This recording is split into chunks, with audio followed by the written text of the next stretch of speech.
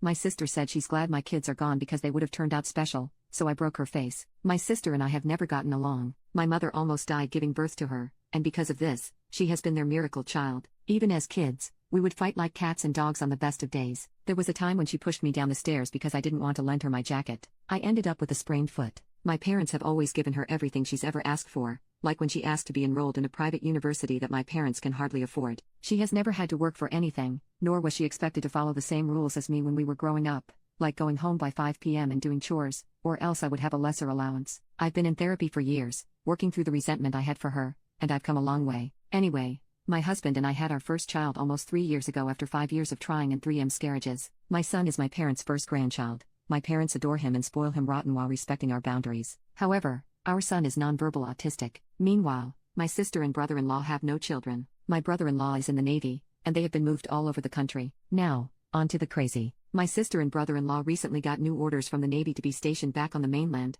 though it was still across the country from where our family lives. They decided to come home to visit before they relocated since they hadn't seen family for a long time. My parents decided to throw a big family cookout so the family could come together and see them before they moved across the country again. I didn't want to go but knew it was important to my parents, so I decided to go anyway. My husband had to work, so I took my son to the party. Our whole extended family was there, as was my brother-in-law's immediate family. Everything was going great for the first hour we were there, but things started to go downhill when my sister came in, drinking a Red Bull. She set it down on the coffee table in the living room without even thinking about it. My dad saw this and mentioned that she might want to move her drink because small children were running around, and it could get knocked over. She said she would but never did. A little later, my son came running in, saw the shiny can on the table, and reached for it. He ended up dumping the whole can on the floor. My sister was pissed that her drink had been wasted. She looked at me and said I should clean up after my kid, but I replied, "Dad told you it would get knocked over. You should have moved it." My dad made my sister clean up the mess, which pissed her off even more. After that, she kept quietly making derogatory comments about my son to other family members,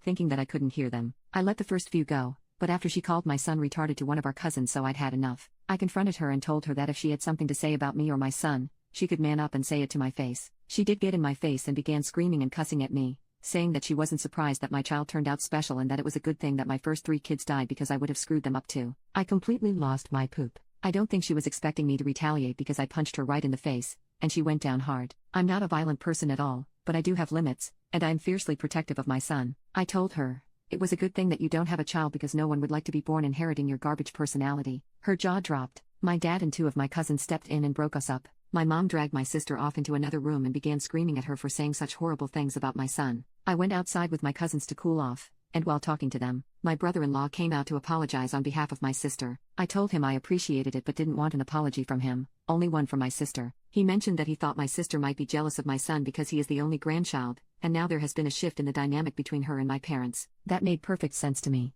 With them doting on my son constantly, there was no room for them to spoil her. I took my son home shortly after all of this occurred. Honestly, I don't care if I ever see my sister again. I feel bad for ruining my parents' party, which they worked so hard on. Am I the astronaut for punching my sister?